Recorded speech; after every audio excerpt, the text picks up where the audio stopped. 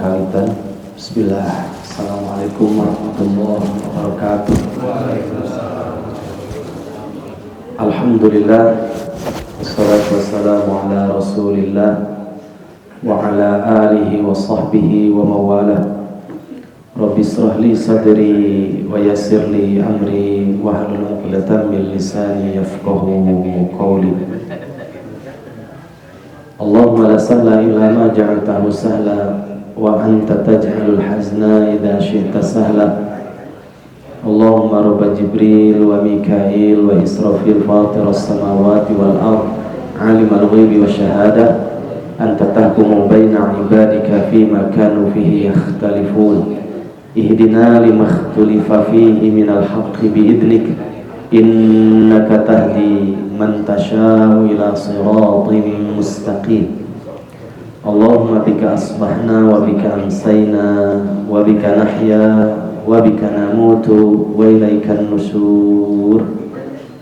Alhamdulillah, puji syukur selalu kita panjatkan hanya kepada Allah Subhanahu wa ta'ala, satu-satunya zat yang dengan izinnya, ridhonya dan rahmatnya yang terkandung di dalam asmanya Ar-Rahim, kita bisa berkumpul bersama melanjutkan kajian kita dari hadis, kumpulan hadis 42 hadis atau yang terkenal dengan hadis Arba'in. Semoga bersabarnya kita di dalam majlis ilmu, di dalam taman-taman surga menjadi wasilah turunnya rahmat Allah Subhanahu wa ta'ala. Salawat serta salam kita limpahkan kepada Nabi kita, Nabi Muhammad sallallahu alaihi wasallam, kepada keluarganya, sahabatnya, serta seluruh kaum muslimin, saudara-saudara kita semuanya. Jamaah rahimakumullah, ibu, bapak, gimana, sehat semuanya? Alhamdulillah. Mudah-mudahan sehat jasmani, terutama sehat dari rohaninya, sehingga rasa nikmatnya sehat itu akan jauh lebih terasa syukurnya kita kepada Allah dengan kita merasakan sehat. Karena di sana banyak sekali orang yang lupa nikmatnya sehat, dan Allah ingatkan nikmatnya sehat ketika datangnya sakit. Alhamdulillah, kita diberikan kesadaran merasakan nikmatnya sehat ketika sehat. Jamaah rahimakumullah, kita akan melanjutkan hadis yang ke-29. Hadis yang ke-28 sudah selesai. Kita masuk pada hadis yang ke-29. Judulnya Abwabul Khair wa Wujubu Hifdzil Lisan, yaitu pintu-pintu kebaikan dan bagaimana pentingnya kita menjaga lisan. Saya bacakan dulu lengkap hadisnya. An Mu'ad bin Jabalin, dari Mu'ad bin Jabal radhiya, semoga meridhoi siapa Allah anhu, kepada Mu'ad bin Jabal. Qala, berkata Mu'ad bin Jabal radhiyallahu an, kata beliau, qultu, aku pernah bertanya, ya Rasulullah, wahai Rasulullah, akhbirni, khabarkanlah, informasikanlah, sampaikanlah kepadaku, bi'amalin, satu amalan, yang dengan amalan itu yudkhiluni, bisa memasukkan diriku al-jannata, terhadap jannah, wa yuba'iduni, dan dengan satu amalan itu menjadikan jauhnya diriku minan nari, dari api neraka. Pertanyaan hebat. Pertanyaan itu menunjukkan kualitas orang yang bertanya. Qala, Nabi menjawab, laqad sa'alta, sungguh kamu benar-benar telah bertanya wahai Mu'ad, an azimin, tentang perkara besar, wa innahu, dan sesungguhnya, layasirun, benar-benar pasti mudah, Allah akan mudahkan. Layasirun, dan sesungguh, wa innahu, dan sesungguhnya, layasirun, benar-benar orang itu mudah. Ala terhadap man siapa saja, yassarahu Allahu terhadap orang yang Allah berikan kemudahan. Jadi siapa saja bisa melakukan hal yang mudah kalau Allah berikan kemudahan. Ta'ala yang maha tinggi, alaihi atas dirinya hamba.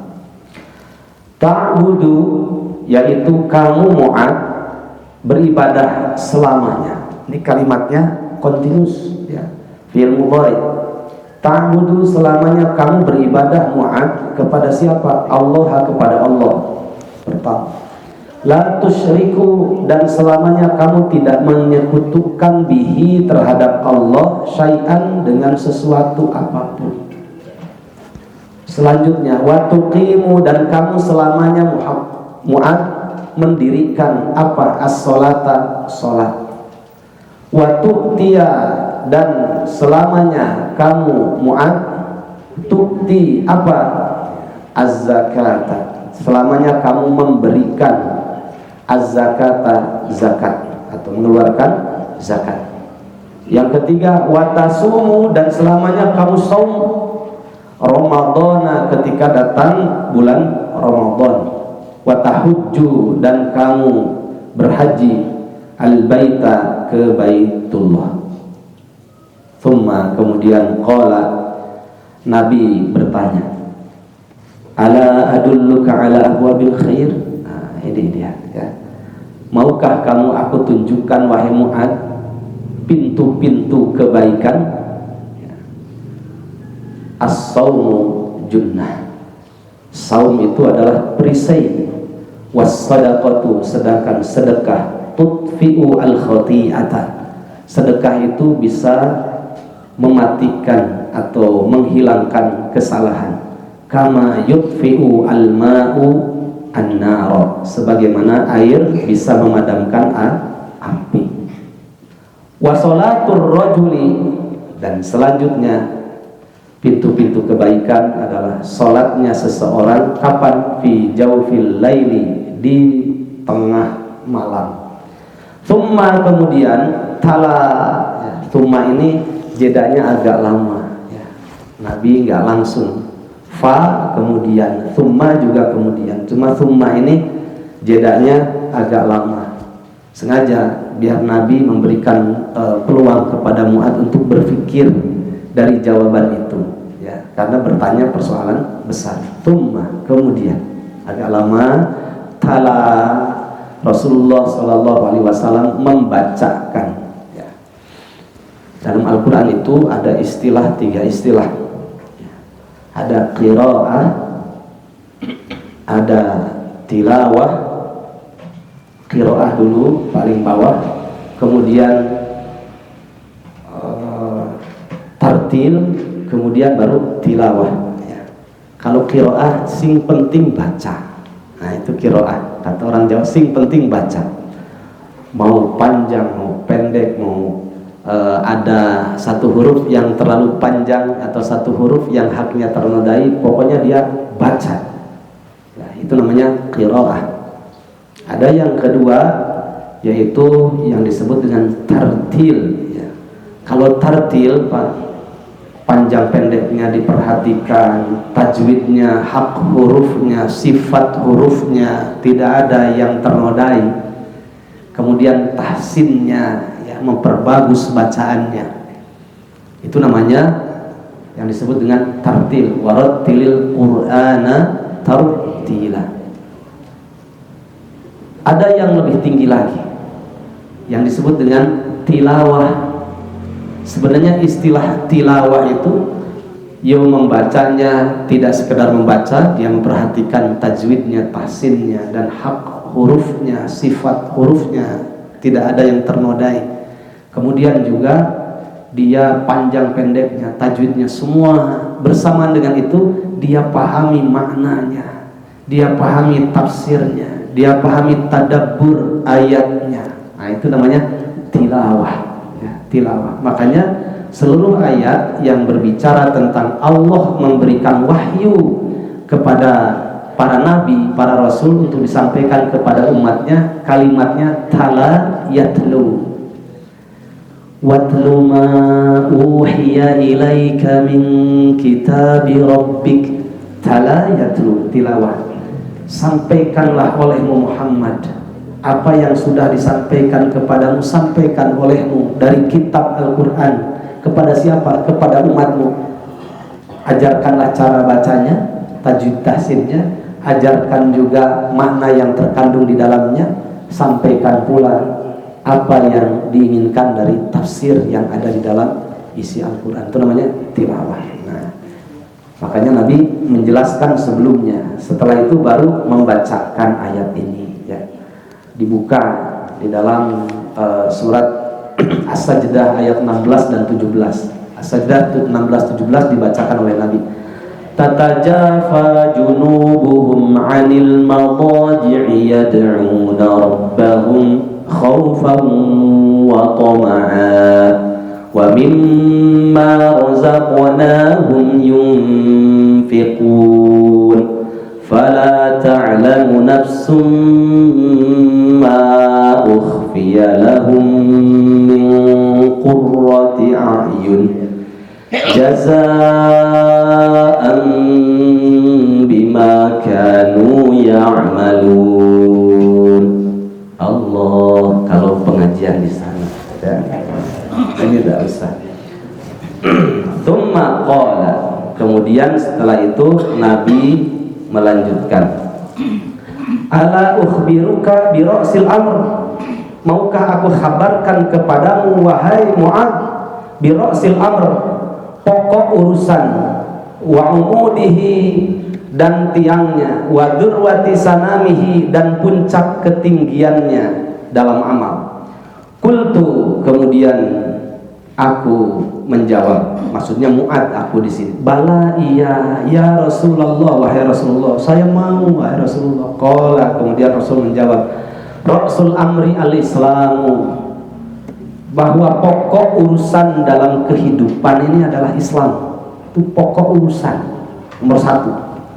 Wa amuduhu as-salatu, dan tiangnya adalah salat. Wa dirwatu sanamihi al-jihadu, dan puncak ketinggian dalam ibadah, dalam amal, dalam berislam adalah jihad. Tsumma qala, kemudian setelah itu Nabi bertanya lagi, menawarkan, ala ukhbiruka bimalaki dzalika kullih, maukah aku kabarkan kepadamu Mu'ad dengan sesuatu yang bisa menjadikan semuanya itu terjaga. Qultu, aku menjawab, bala ya Rasulullah, iya ya Rasulullah, saya pingin. Fa'akhadha bilisanihi, kemudian Nabi memegang ujung lidahnya ya.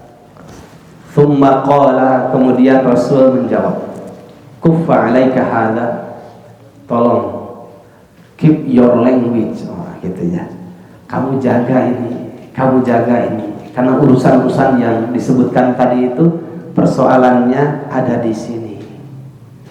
Gitu. Salah menjelaskan Islam gara-gara ini.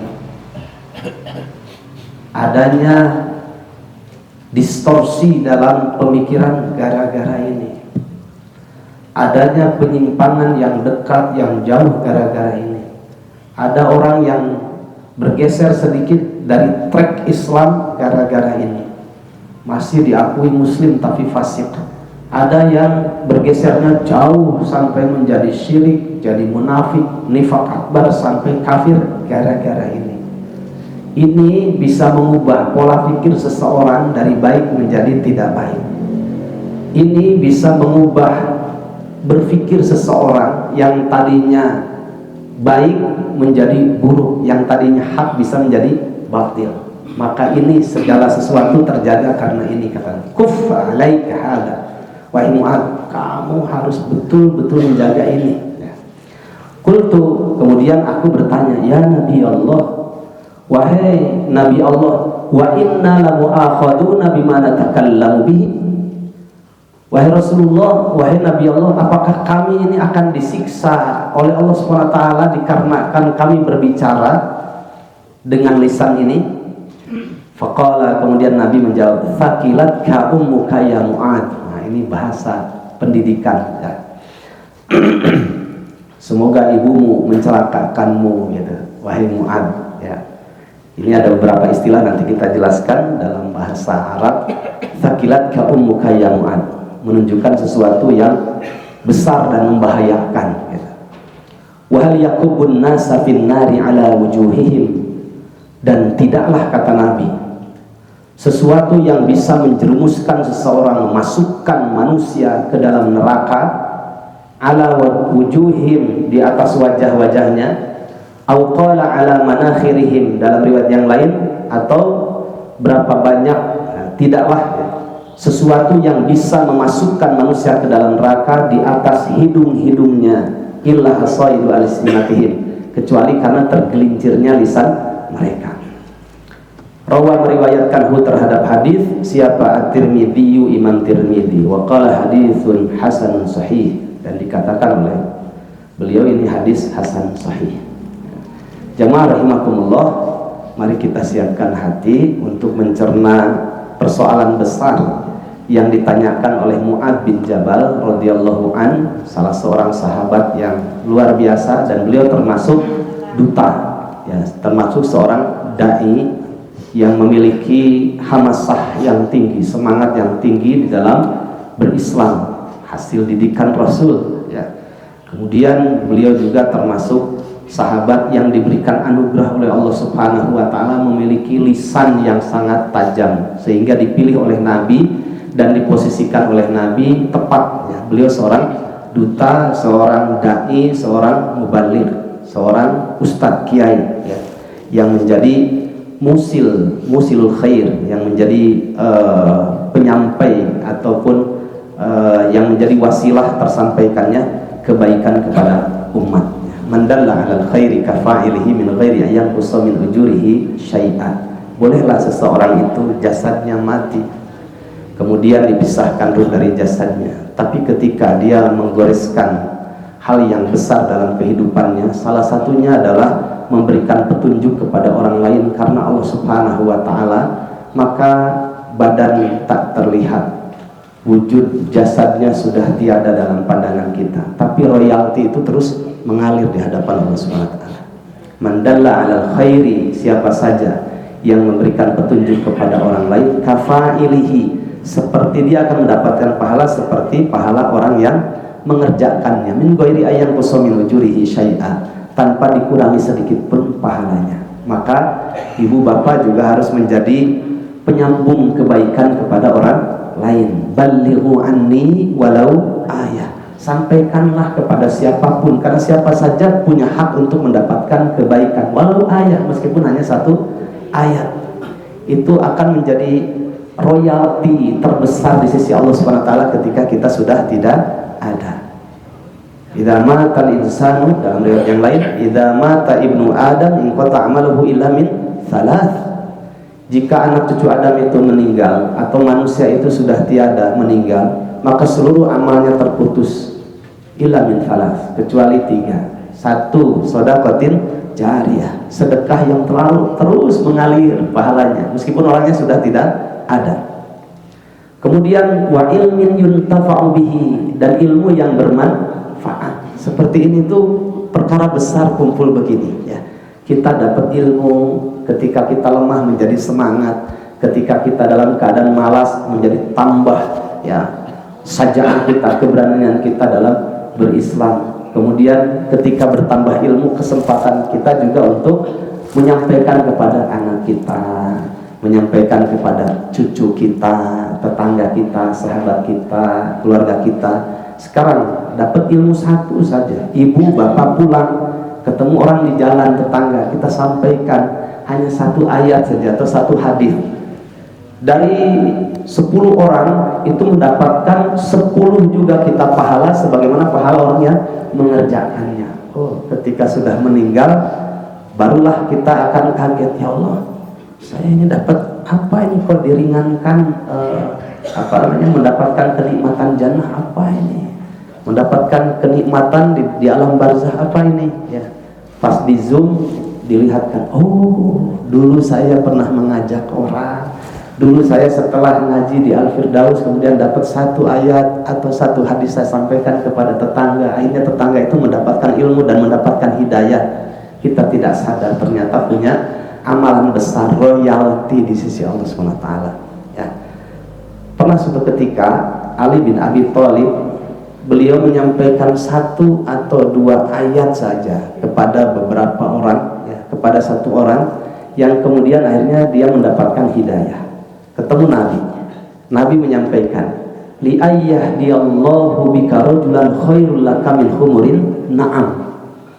Wahai Ali bin Abi Thalib, kata Nabi, Allah memberikan hidayah kepada seseorang melalui perantaraan atau melalui lisanmu, ajakanmu, itu jauh lebih baik daripada seekor unta yang berwarna merah kekuning-kuningan.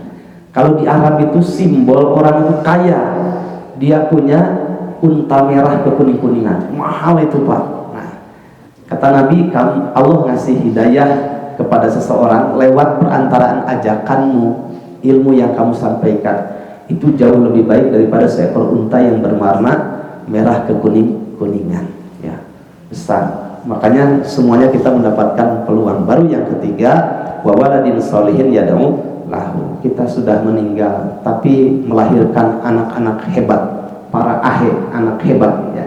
Kemudian paham agama, paham tentang negerinya, tempat kembali yang sesungguhnya akhirat.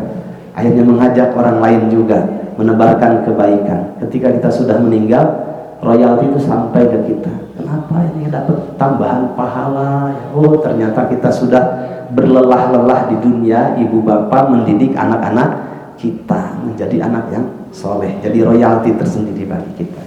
Baik, jamaah rahimakumullah, kita lanjutkan. Nah, Mu'adz bin Jabal itu adalah orang yang punya anugerah yang Allah berikan kepadanya, memiliki lisan yang sangat tajam. Dengan itulah kemudian menyebarkan kebaikan.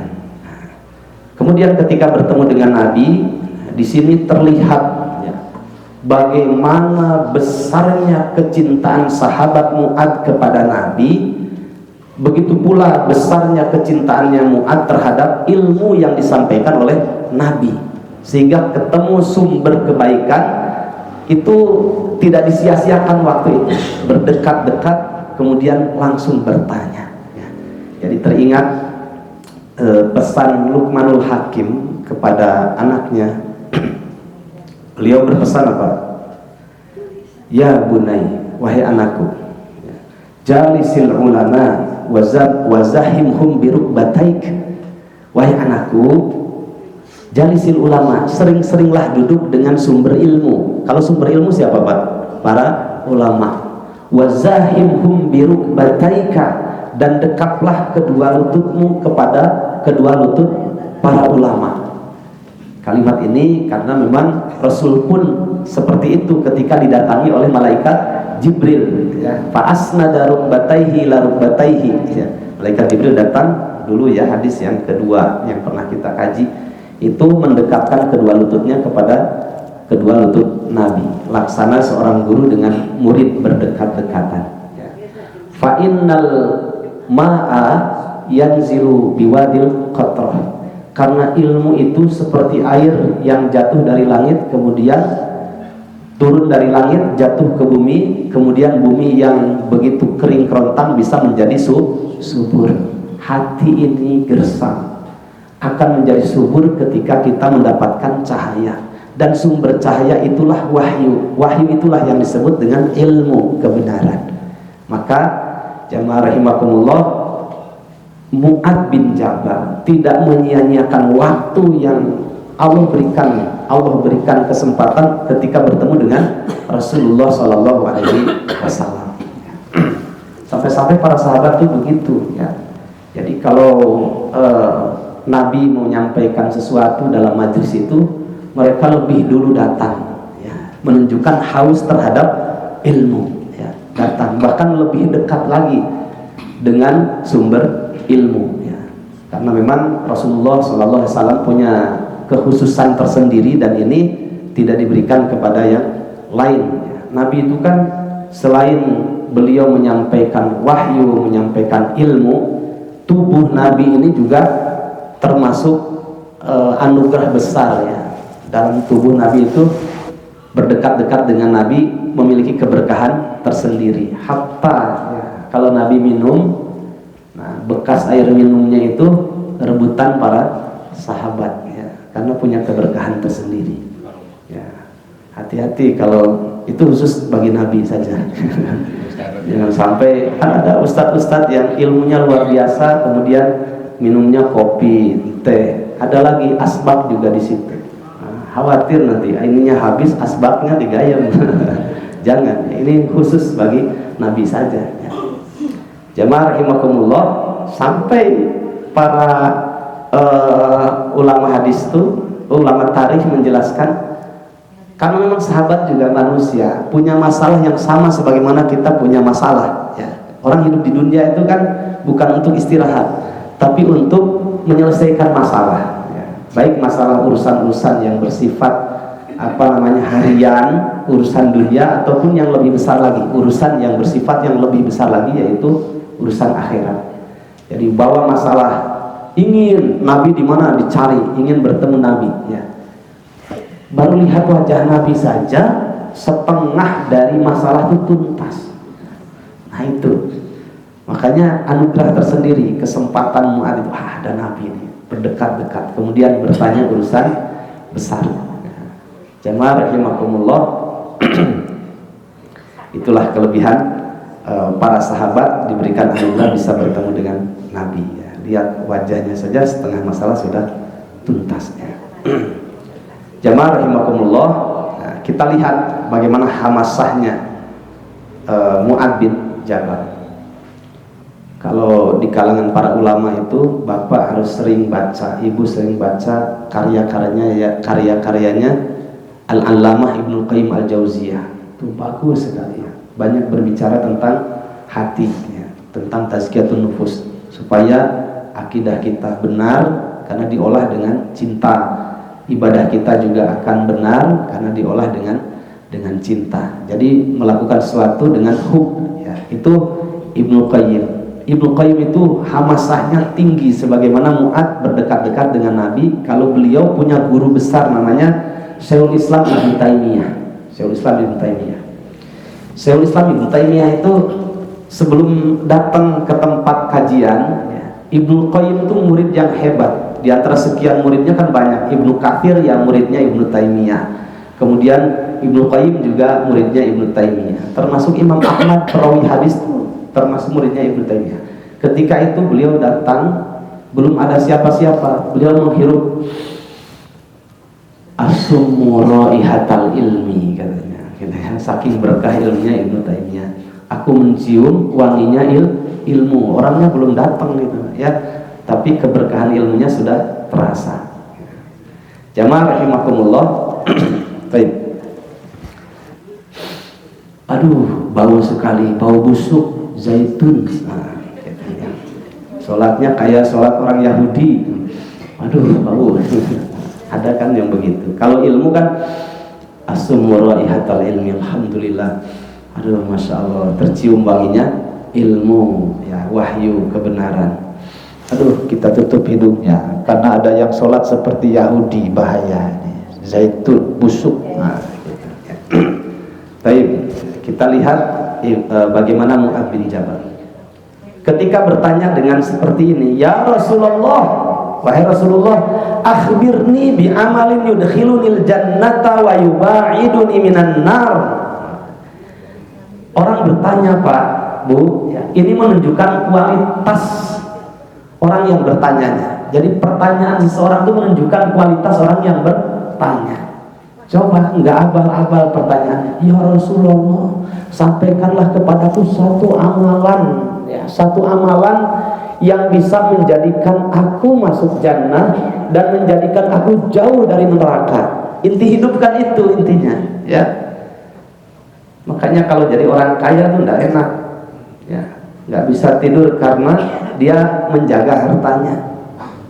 Jadi orang miskin juga enggak enak karena tersibukkan dengan karipuhanannya. Yang paling enak itu menjadi orang yang bertakwa. Ya. Orang kaya nggak bisa tidur karena dia menjaga hartanya, hariwan tuh hartanya. Tapi kalau orang berilmu, orang bertakwa, dia dijaga oleh ilmunya. Ya, berbeda. Orang kaya menjaga hartanya, kalau orang berilmu dijaga oleh ilmunya. Ya, maka jadilah orang kaya yang berilmu. Kalaupun ditakdirkan menjadi orang yang miskin, jadilah orang yang miskin yang berilmu. Ya. Nah, seperti Mu'adz ini, luar biasa. Pertanyaannya tidak abal-abal, pertanyaan besar, inti dari kehidupan. Ya Rasulullah, sampaikanlah satu amalan yang itu instan, amalan itu bisa menjadikan aku masuk jannah dan bisa menjadikan aku ini jauh dari neraka. Pertanyaan besar, pertanyaan yang luar biasa, menunjukkan pertanyaan itu kualitas diri orang yang bertanya. Saya pernah suatu ketika di seberang sana, ya, dalam kajian besar, pakai jubah hampir semuanya putih, ya. Ada beberapa orang yang nggak pakai jubah, kemudian pakai ini, ya, benok. Ada yang pakai peci, mayoritas pecinya peci putih, ya, bukan peci Soekarno kayak itu. Kan sekarang ada madhab Soekarno. Ini ada yang pecinya, ini peci tasawuf, ya. Itu peci Soekarno. Mayoritas pecinya begini, jubah-jubah. Dan orang yang duduk di depan saya ini orang yang saya segani betul, ya. Karena paling tua, jenggotnya panjang, Masya Allah. Dan ini rahasianya tidak saya kasih tahu kecuali kepada ibu bapak semua. Yang paling dihindari oleh para ustadz itu adalah pertanyaan. Jadi habis kajian itu diusahakan tidak ada tanya jawab. Itu paling berat, ya. Karena menjawab pertanyaan itu gampang, yang susah itu bener nggak jawabannya. Lebih susah lagi bagaimana jawaban itu benar dan adil. Ya, itu yang paling susah. Apalagi di Indonesia kan heterogen, di bawah garis khatulistiwa, ya, lempar saja itu sesuatu yang sudah jadi tongkat bisa jadi tanaman, ya. Dilempar bisa jadi tanaman karena subur, ya. Apapun yang dilempar pemikiran mau bener mau enggak, ya subur di Indonesia itu luar biasa, ya. Makanya menjawab pertanyaan itu mudah, yang susah itu benar enggak jawabannya. Yang lebih susah lagi bagaimana jawaban itu benar dan adil, ya, sehingga diterima oleh kaum muslimin yang bajunya ini, diterima oleh kaum muslimin yang bajunya ini, ya. Adil, gitu. Benar dan adil, itu yang paling susah. Jamaah rahimakumullah. Baik, kita langsung saja kepada melanjutkan kajian tadi. Ya Rasulullah, ya, dalam riwayat yang lain, ya, sama pertanyaan Mu'adz juga. I'dzalli as'aluka an kalimatin qad amradatni wa asqamatni wa ahzanatni. Ya. Ini luar biasa, ya. Kecintaan terhadap ilmu, kecintaan, kerinduan terhadap negeri akhirat luar biasa. Wahai Rasulullah, izinkanlah aku bertanya kepada engkau ya Rasulullah satu kalimat saja, satu hal saja yang menjadikan aku ini sakit, aku ini menjadikan aku sedih, ya. Qala an-nabiyyu, kemudian Nabi menjawab sallallahu alaihi wasallam, salli amma syi'ta. Sudah, wahai Mu'adz, tanya saja kepadaku, up to you, ya, terserah kamu, ya. Amma syi'ta. Qala, kemudian Mu'adz menjawab, ya Nabi Allah, hadithni bi amalin yudkhilunil jannata la as'aluka an syai'in ghairah. Ini dalam riwayat yang lain dengan redaksi yang berbeda. Wahai Nabi Allah, sampaikanlah satu kata saja, sebuah amalan yang bisa menjadikan aku bisa masuk jannah, yang aku tidak pernah bertanya kepada siapapun kecuali hanya kepada engkau, ya. Menunjukkan kerinduannya Mu'adz kepada ilmu, ya. Oh, tadi ada kisah, ya.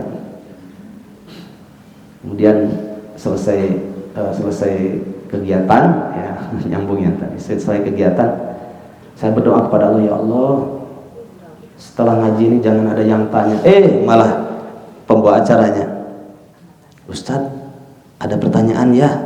Nanyanya begitu kan susah, jawabannya ya sudah iya, kecuali kalau Ustadz ada pertanyaan tidak, ya segera kita jawab tidak.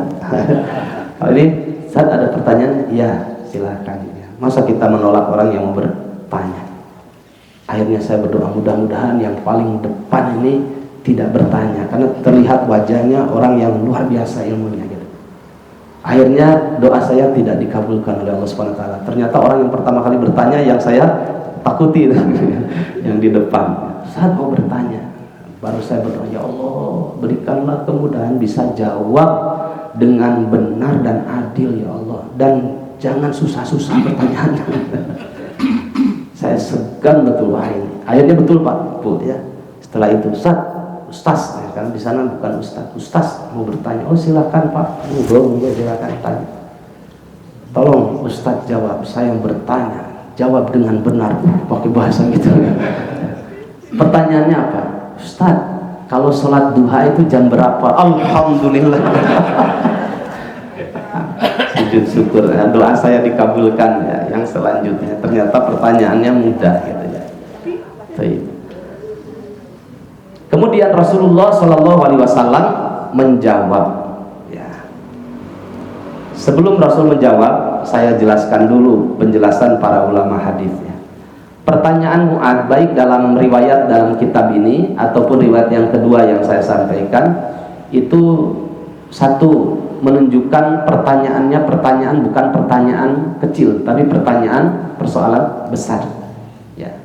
Menunjukkan Mu'ad ini bukan orang biasa. Yang kedua, menunjukkan begitu besar kecintaannya Mu'ad terhadap urusan akhirat. Urusan keselamatan dan tidak selamatnya, urusan selamat dan tidak selamatnya nanti dalam urusan akhirat. Nah, dan seluruh para nabi, diingat jamaah rahimakumullah, dan seluruh para rasul dan seluruh rasulul azmi, hatta sayyidul anbiya khataman nabiyyin Rasulullah sallallahu alaihi wasallam diutus oleh Allah Subhanahu wa taala di tengah-tengah umatnya itu dalam urusan yang ditanya oleh Mu'ad. Kan apa yang bisa kita banggakan Pak? Kalau kita meninggal baik dalam keadaan kaya maupun dalam keadaan miskin, tidak ada Allah bertanya tentang kaya dan miskin. Tapi yang Allah akan pertanyaan itu adalah kesolehan kita. Apa yang sudah kita banggakan bekal amal soleh ketakwaan kita di hadapan Allah Subhanahu wa taala. Ya. Kalau bertanya urusan jannah, urusan besar. Allah Subhanahu wa taala berfirman, kalau kita lihat dalam surat Az-Zukhruf ayat yang ke-72, di situ Allah berfirman, "Wa tilkal jannatu allati uridtumuha bima kuntum ta'malun." Baknya bak sababiyah itu, ya. Dan itulah jannah surga yang uridtumuha kalimatnya, yang telah diwariskan jannah itu kepada siapa? Kepada kalian semuanya wahai orang-orang yang beriman. Kenapa? Bima kuntum ta'malun. Baknya bak sababiyah. Bak sababiyah itu begini. Allah Subhanahu wa taala menyediakan jannah dan Allah wariskan kepada kalian wahai orang-orang yang beriman disebabkan amal soleh yang telah kalian kerjakan. Ya. Jadi Mu'adz bertanya tentang satu amalan yang bisa menjadikan aku masuk jannah dan bisa menjadikan aku dijauhkan dari neraka. Karena tidak ada yang bisa kita banggakan kecuali amal soleh. Bahkan di dalam surat An-Nahl, surat yang ke-16, nanti dilihat pada ayat yang ke-69, 67, 68 kalau tidak keliru ya. Di situ Allah Subhanahu wa taala berfirman. Apa kata Allah? Mari kita lihat ayatnya. Man amila sholihan min dzakarin, ayat 96 ya.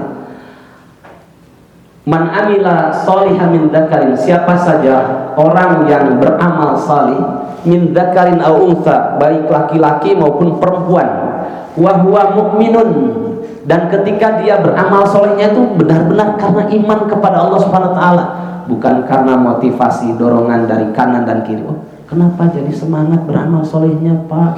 Karena aing cenaku pamajikan, ya.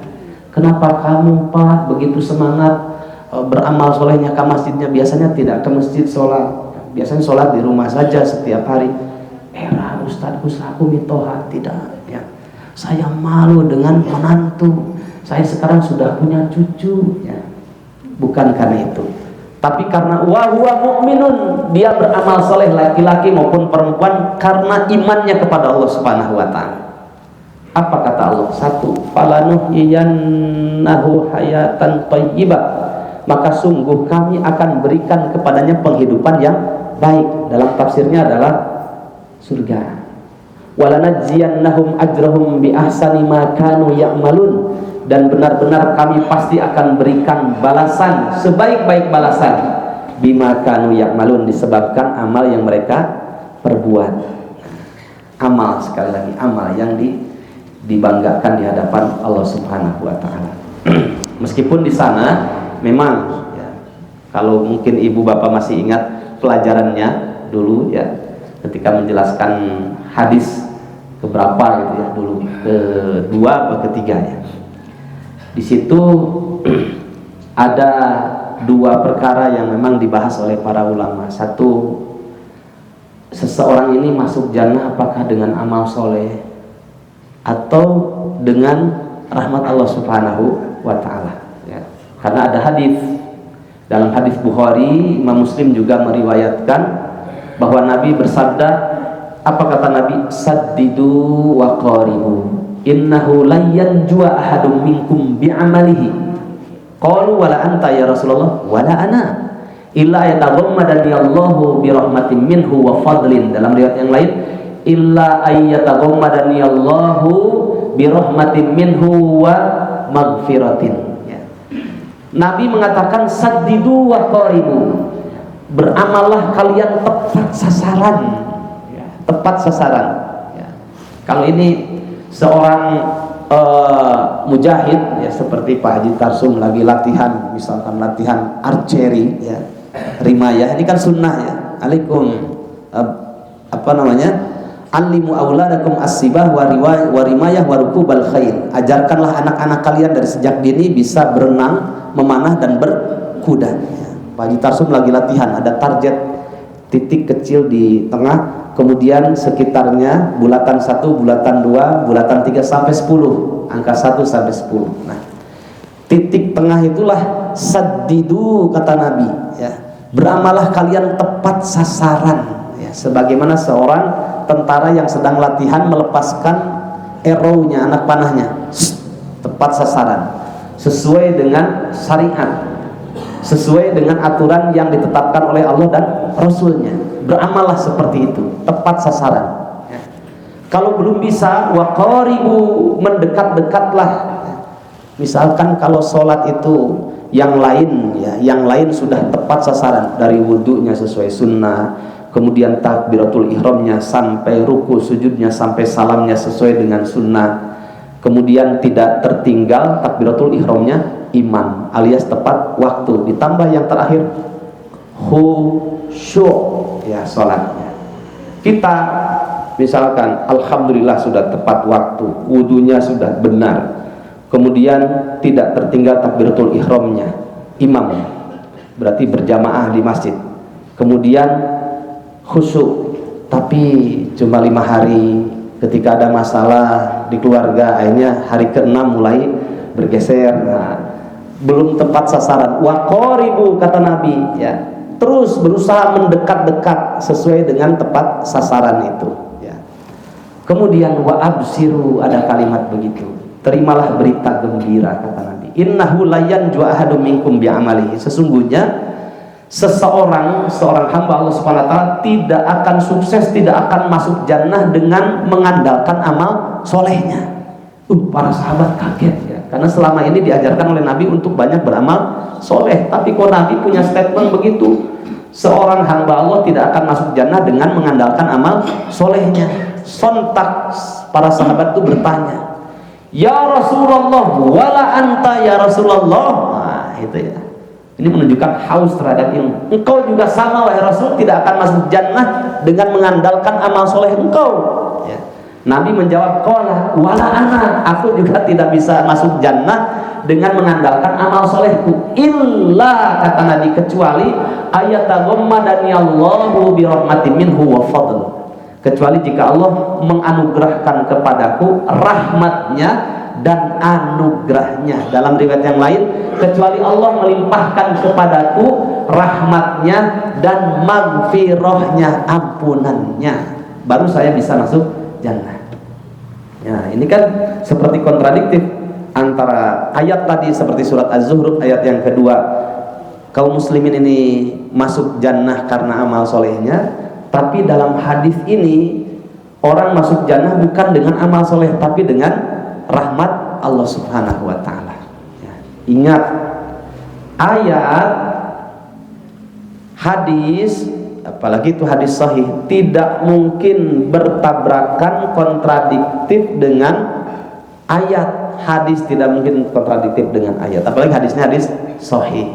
Nah, akan tetapi kitalah yang mungkin belum sampai kepada maksud yang diinginkan oleh Allah dan Rasulnya. Nah, disitulah pentingnya kita disiplin ilmu tafsir kalau itu Al-Quran, dan pentingnya kita mempelajari disiplin ilmu hadis kalau itu adalah sunnah atau hadis. Ya. Tapi kalau kita memaksakan diri, aduh, asa bingung, ayat kieu, cek hadis kieu, bingung-bingung, saya ulang tanyakan ke Zaitun Cikumaha itu. Wah, itu namanya melahirkan masalah baru di tengah-tengah masalah. Ya. Bikin negara dalam negara. Ya. Haram itu. Ya. Bukan cari solusi itu, cari kepusingan yang baru itu. Ya. Akhirnya disinilah kita akan teruji. Oh, kalau di sini saya harus buka-buka, saya harus bertanya kepada ahlinya. Siapa ahlinya? Fas'alu ahla dzikri in kuntum la ta'lamun, kata Allah. Kalau kamu tidak tahu, tanyakan kepada ahlinya. Kalau tafsir, kepada ulama tafsir. Kalau hadis, kepada ulama hadis. Ternyata Pak, coba kita buka. Ya, ada namanya Abul Faras Ibnu Al-Jauzi. Beliau menjelaskan tentang ayat dan hadis ini. Ya. Kata beliau, ini ilmu dasarnya dulu. Ayat dan hadis yang sahih nggak mungkin berseberangan dengan ayat. Wong Nabi saja, wa ma yantiqu anil hawa in huwa illa wahyu yuha. Nabi itu kan berkata atas bimbingan wahyu. Nggak mungkin berbicara Nabi tanpa ada bimbingan wahyu kemudian bertabrakan dengan Al-Quran. Nggak mungkin, pasti ya sinkron. Kita saja belum sampai apa yang kita maksud ya. Nah, jamaah rahimakumullah, kata beliau, satu, wa'lam anna taufik min rahmatillah. Itu catatan pertama. Ketahuilah kalau ibu bapak diberikan kemudahan oleh Allah Subhanahu wa Ta'ala untuk beramal soleh yang disebut dengan hidayah taufik ya. Jadi kalau kita sadar datang ke masjid untuk ngaji, oh iya ini jadwal pengajian, kita sadar, semangat, sebelum subuh sudah berangkat. Ayo sholat, iya sholat subuh, ya kita berangkat. Ayo falah, ini duhur, terus kita sadar tanpa diperintah, kita sadar. Ini namanya hidayah taufik. Ya. Wah ini batil, nggak mau. Ya. Wah ini sesat, ini Syiah, wah ini Ahmadiyah, nggak mau saya. Ini nggak sesuai dengan Quran Sunnah. Nah itu hidayah taufik namanya. Ya, kita disadarkan oleh Allah untuk mudah beramal salih, mudah menerima kebenaran. Ini menunjukkan salah satu indikasi adanya rahmat Allah. Ya, maka jangan merasa hebat ya kalau tidak ada izin dari Allah Subhanahu wa Ta'ala. Ya, wala tuzakku anfusakum huwa a'lamu bimanittaqa. Jangan merasa paling soleh, karena Allah Maha tahu siapa yang paling bertakwa di antara kalian. Itu hidayah taufik ya. Bukan karena kehebatan kita, tidak. Jadi kalau kita semangat beramal soleh, menunjukkan indikasi adanya rahmat Allah. Oh, amal soleh itu berarti bagian dari rahmat Allah. Yang kedua, orang masuk jannah itu bukan dengan amal soleh tapi dengan rahmat Allah. Kenapa? Karena kalau kita masuk jannah dengan mengandalkan amal soleh, terlalu mahal jannahnya. Ya, sok hitung-hitung ke ibu ya sama bapak. Itu kalau kita mau masuk jannah mengandalkan amal soleh itu terlalu mahal jannahnya, nggak bisa kita bayar dengan amal soleh, nggak bisa. Ya, 60 tahun. Kebanyakan manusia diberikan usia oleh Allah Subhanahu wa Ta'ala. Ya, itu kebanyakan. Jadi kalau sudah 58, 59 sudah bau tanah. Kalau kita genapkan 60 tahun ya, coba kita sadari 60 tahun ya. Dalam 1 tahun itu ada berapa hari? 365 hari ya. Kalau dalam 1 tahun berapa bulan? 12 bulan. Kalau dalam sehari semalam ada berapa jam? 24 jam. Kalau dari 1 jam berapa menit? 60. 60 menit. Hitung saja. Jika kita dikasih usia 60 tahun, ini saya baca dalam kitab Hilyatul Thalibin karya Ibnu Al-Jauzi menjelaskan tentang hal Abul Faros Ibnu Al-Jauzi. Ada Ibnu Qayyim Al-Jauziyah, ada Abul Faros Ibnu Al-Jauzi. Jadi kalau kita dikasih usia 60 tahun kebanyakan oleh Allah Subhanahu wa taala ya. Kemudian kita ukuran tidur saja, jangan ukuran sholat dulu ya. Berat, ukuran tidur saja ya. Kita ukur tidur kita ini sesuai sunnah apa tidak, melahirkan pahala apa tidak. Dari 60 tahun itu, jika kita dikasih usia 60 tahun oleh Allah Subhanahu wa taala ya, maka jika sehari semalam kita habiskan untuk tidur 8 jam saja, itu kata dokter tuh sehat, kata tabib 8 jam. Coba 8 jam kita tidur, itu apa sesuai sunnah apa tidak? Kalau 60 tahun dikasih usia oleh Allah Subhanahu wa taala kebanyakan orang, dalam sehari semalam kita habiskan 8 jam, berarti 20 tahun kita habiskan untuk tidur. Ya. Nah, tidur saja dulu 20 tahun ya, kita habiskan untuk tidur. Nih, tidur kata Nabi, tidur sesuai sunnah ya. Wudu dulu, Bu ya. Wudu dulu, kemudian setelah itu zikir dulu, subhanallah subhanallah 33 kali, alhamdulillah alhamdulillah alhamdulillah 33 kali, Allahu akbar 34 kali. Setelah itu mendekatkan kedua tangan, baca ayat-ayat makturat ya. Al-Fatihah baca, Al-Baqarah ayat 1 sampai 5 baca, kemudian Al-Baqarah pertengahan 255 kita baca yang disebut dengan ayat kursi, kemudian 3 ayat akhir surat Al-Baqarah, lillahi ma fis samawati wa ma fil ardi tubdu sampai terakhir. Kemudian setelah itu bacakan yang agak ringan As-Saffat ayat 1 sampai 10, bacakan trikul Qul huwallahu ahad. Kalau nggak hafal surat Al-Ikhlas cukup dengan Qul huwallahu ahad 3 kali, Al-Falaq 3 kali, An-Nas 3 kali. Boleh ditambah juga kalau itu pas malam Jumat, oh iya saya biar tidak tersibukkan besok hari baca surat Al-Kahfi biar terjaga dari fitnah Dajjal.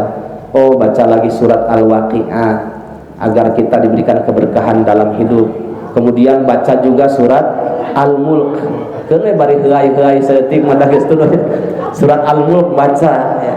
Al-Mulk itu ayat 1 sampai ayat yang terakhir dibaca surat Al-Mulk. Kata Nabi dalam hadis, orang sebelum tidur membiasakan baca surat Al-Mulk, maka dia akan dijaga dari siksa kubur ya. Baca ya. Allah tabarakalladzi biyadihil mulku wa huwa ala kulli syai'in qadir.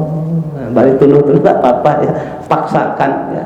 Kemudian setelah itu taburkan ke seluruh tubuh dari kepala kata Nabi, kemudian tangan kanan kiri, kemudian sampai ke jempol, nggak usah dibahas kekeongan dan tidaknya. Setelah itu baru titipkan kepada Allah Subhanahu wa taala sambil menyandar mutajian ala syaqihil aiman ke badan yang sebelah kanan. Jangan salah doanya, Allahumma jannibna syaitan wa jannibish syaitan ma razaqtana. Jangan itu doanya. Bismikallahumma ahya wa bismika amut. Setelah itu nikmat tidur itu, los mau tidur itu. Kenapa? Belum tentu kita bisa bangun lagi, tapi tidurnya ini beribadah.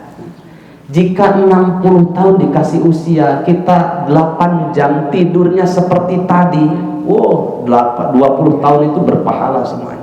Begitu apa tidak tidur kita? Hah? Seperti itu apa tidak tidur kita?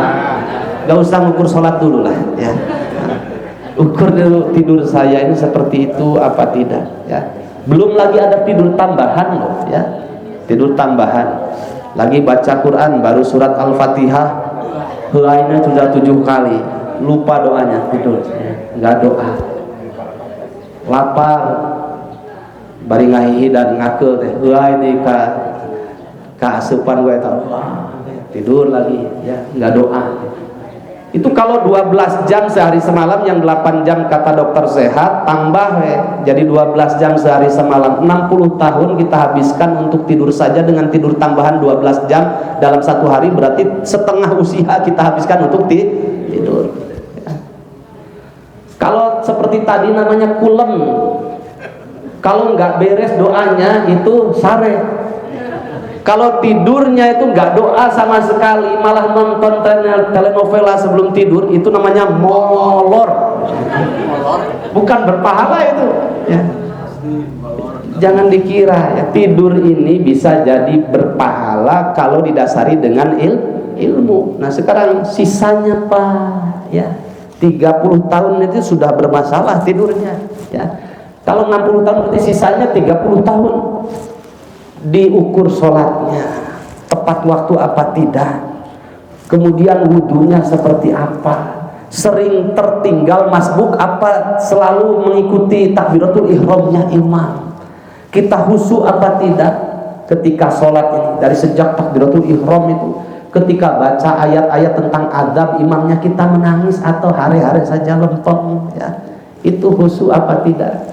Apakah kita ingat kunci uang lemari itu ketika sholat apa di luar sholat ya. Itu mengukur, membeli jannah dengan ukuran itu ya. Hitung-hitung, Ustaz, nanti kalau saya sudah dapat rezeki, saya mau ngasih untuk pesantren Ustaz, saya mau wakaf ke duit ya. Pas aya duit baru kabeh sakieu sameja sabaraha 200 juta, matanya mulai merah. Kumaha Pak Haji? Hampura Ustaz loba hutang, itu cukup boro-boronya wakaf. Ya. Jamaah rahimakumullah. Mau ngitung dengan zakatnya, mau ngitung dengan sedekahnya, ya. Mau membeli jannah dengan amal apa kita? Terlalu mahal jannahnya kalau kita membeli jannah dengan amal soleh kita.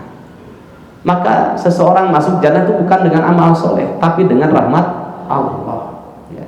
Itu baru ngukur tidur saja sudah bermasalah ya. Mengandalkan kita dengan amal soleh masuk jannah. Nah, ada yang ketiga, akan jauh lebih paham, dijelaskan oleh beliau. Seseorang masuk jannah itu bukan dengan amal soleh, tapi dengan rahmat Allah. Fulan, kamu pernah ngaji dan kamu soleh, secara pribadimu soleh, bahkan kamu tidak sekedar soleh, kamu muslih. Selain kamu soleh secara pribadinya, tapi kamu juga muslih, mengubah orang yang tidak baik menjadi baik. Kamu suka ngajak-ngajak yang lain dan kamu istiqomah soleh dan muslih sampai kamu meninggal. Hebat kamu masuk jannah kata Allah. Ini tiketnya. Alhamdulillahilladzi hadana li hadza wa ma kunna linahtadiya laula an hadanallah. Sebagaimana dalam surat 7 Al-A'raf ayat yang ke-43 itu menjelaskan tentang ahlul jannah yang masih di depan jannah belum masuk jannah, tapi informasi masuk jannah itu sudah dapat. Itulah yang disebut dengan rahmat Allah.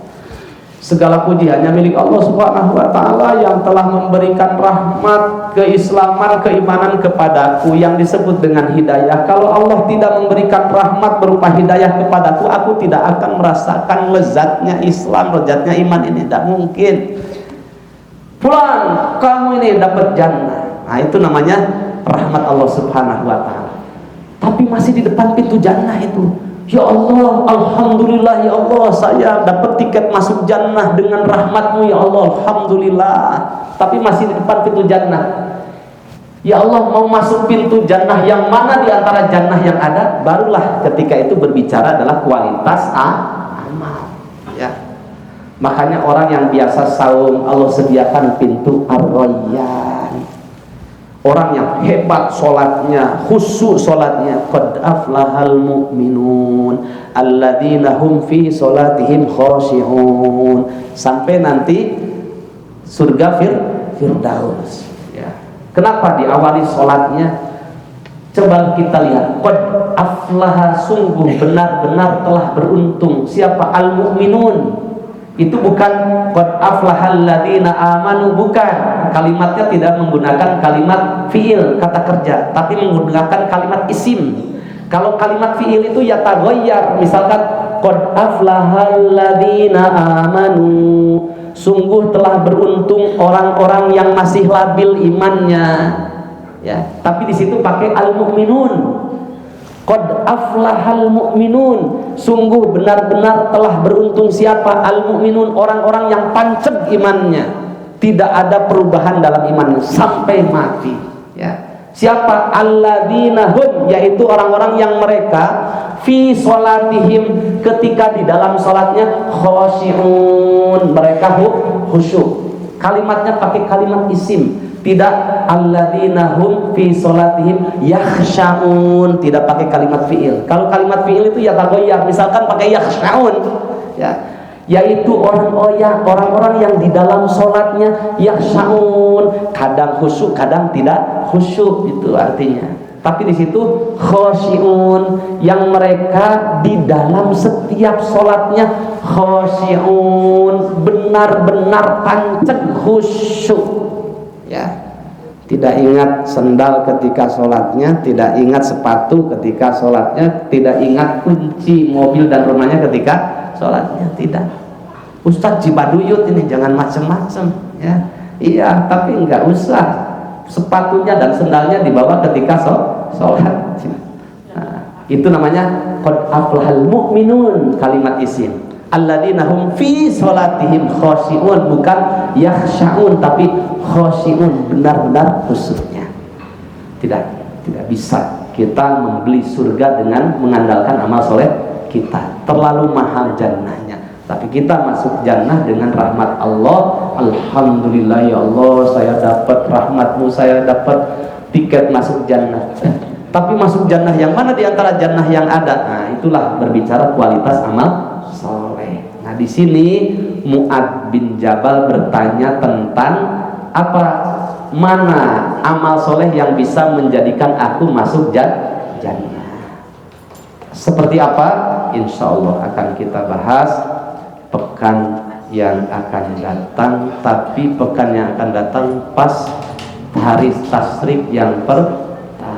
Mungkin nggak tahu, ini kemungkinan libur dulu ya, karena kita harus memeriahkan apa, syariat besar, yaitu Idul Kurban ya.